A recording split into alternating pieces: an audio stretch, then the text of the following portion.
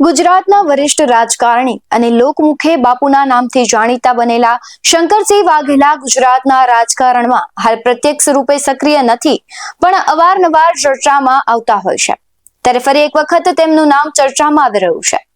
ગુજરાતના રાજકારણમાં ગરમાવો લાવે તેવા સમાચાર સામે આવ્યા છે. ત્યારે રાજ્યના પૂર્વ મુખ્યમંત્રી શંકરસિંહ વાઘેલાએ ફરી રાજકીય ઇનિંગ શરૂ કરવાનો નિર્ણય લીધો છે.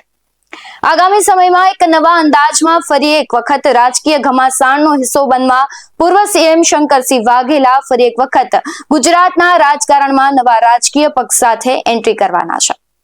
નમસ્કાર, BS9 TV ન્યૂઝમાં આપની સાથે હું ભગવતી વિશાવડિયા. રાજ્યની વિધાનસભાની ચૂંટણી 2027માં આવવાની છે, પરંતુ શંકરસિંહ વાઘેલા ફરી એક વખત ગુજરાતના રાજકારણમાં નવા રાજકીય પક્ષ સાથે એન્ટ્રી કરવાના છે.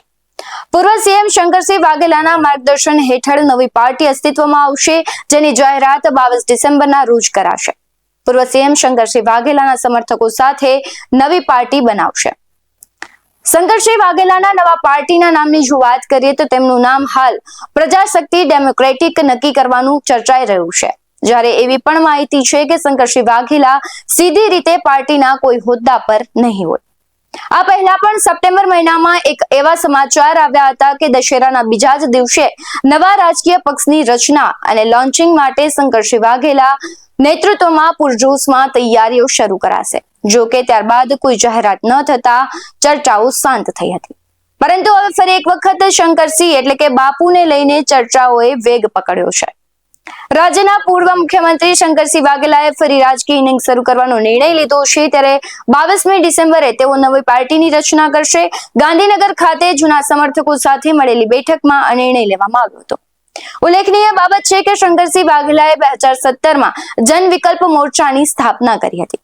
થોડા સમય પહેલા ગાંધીનગર ખાતે આવેલા સર્કિટ હાઉસમાં કેન્દ્રીય ગૃહમંત્રી અમિત શાહ અને શંકરસિંહ વાઘેલા વચ્ચે મોટી મીટિંગ યોજાઈ હતી. આ મુલાકાત બાદ રાજકીય વર્તુળોમાં ગુજરાતના રાજકારણમાં મોટી ઉથલપાથલની ચર્ચાઓ શરૂ થઈ હતી.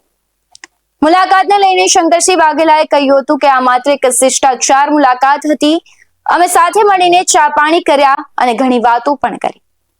1960ના દાયકામાં શંકરસિંહ વાઘેલાએ તેમની રાજકીય સફરની શરૂઆત રાષ્ટ્રીય સ્વયંસેવક સંઘની રાજકીય પાંખ એટલે કે જનસંઘમાં જોડાઈને કરી. 1996માં ભાજપમાંથી અલગ થયા બાદ શંકરસિંહ વાઘેલાએ રાષ્ટ્રીય જનતા પાર્ટી બનાવી હતી.